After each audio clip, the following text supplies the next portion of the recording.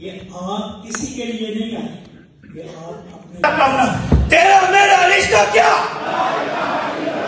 تیرا میرا رشتہ کیا، تیرا میرا رشتہ کیا، پاکستان کا مطلب کیا، پاکستان کا مطلب کیا، پاکستان کا مطلب کیا۔ جب 5 سال جیل میں نہیں تھے تو ان کی ایک اسپیچ تھی، میڈیا اسپیچ تھی، وہ بھی ٹاسک کلب میں کی تھی۔ اب جبکہ خان صاحب جیل میں ہیں، آپ پھر بھی یہاں پہ تشریف لا کے آپ نے ثابت کیا کہ آپ ہمیشہ وفا کے ساتھی ہیں۔ کہ تم کیا ہے کی تحقیق کر رہے ہو بھائی؟ انہوں نے تو ولی خان، بادشاہ خان، شہید ذوالفقار علی بھٹو اور ایون کہ مادر ملت محترمہ فاطمہ جناح تک کو بھی غدار کہہ دیا تھا۔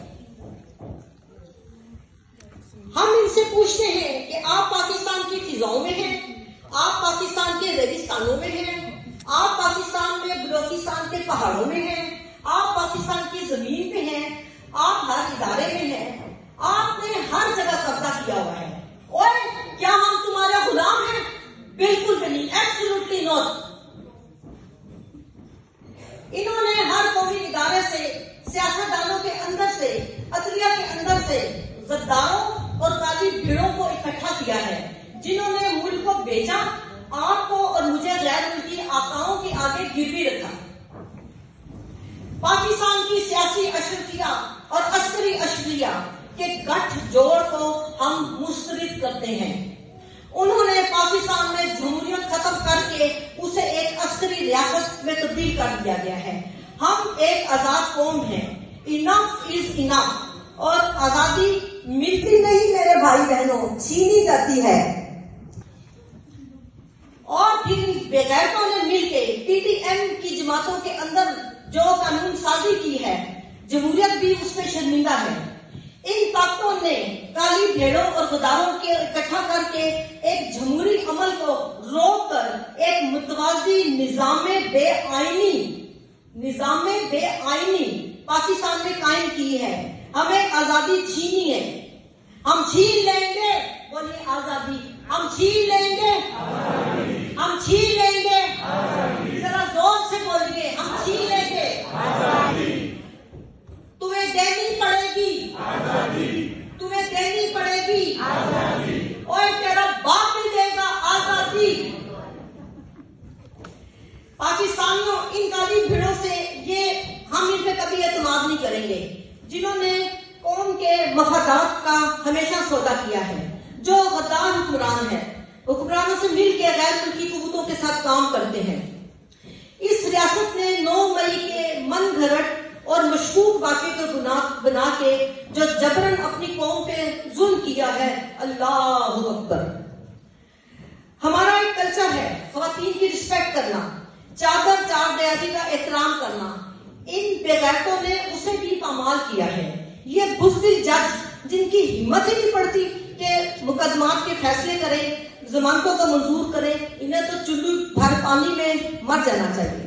اور آخر میں میرے بہنوں اور بھائیوں، اگر ریاست عوام سے بغاوت کرتی ہے تو واللہ اس جبر کے خلاف ہم پر بھی بغاوت لازم ہے۔ اور آپ کی عرض میں 4 اشارے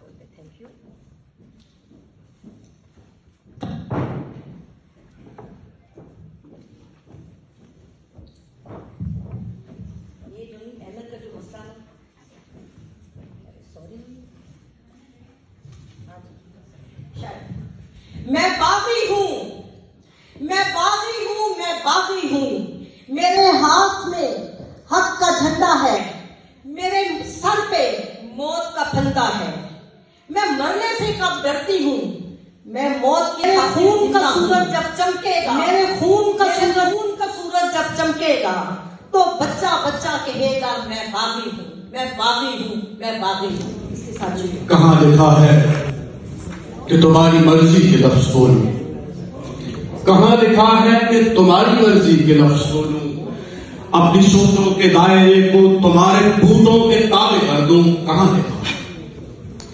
وہ ایک افسر جو خود شریک خدا بنا ہے، میں اس کو پوچھوں اور سر جھکا دوں کہاں لکھا ہے؟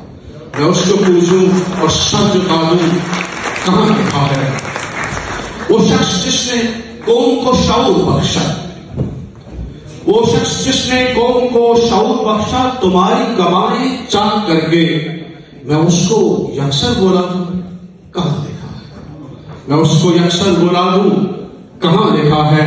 نہ سوال پوچھو نہ جواب مانگو، نگاہ نیچے کر کے جیو تم۔ نہ سوال پوچھو نہ جواب مانگو، نگاہ نیچے کر کے جیو تم۔ جو یہی تمہارا قانون ٹھہرا تو چیخنا واجب ہو گیا ہے، تو چیخنا واجب ہو گیا ہے۔ ظلم سہوں اور کچھ نہ بولوں کہاں لکھا ہے؟ ظلم سہوں اور کچھ نہ بولوں کہاں لکھا ہے؟ اب آزادی مقدر ہے ہمارا، تم سے آزادی، تمہارے آقاؤں سے آزادی۔ جان جائے جہان جائے تم کتنے ظلم و ستم کرو گے؟ جان جائے جہان جائے تم کتنے ظلم و ستم کرو گے؟ بتاؤ تم کو آزادی کہاں لکھا ہے؟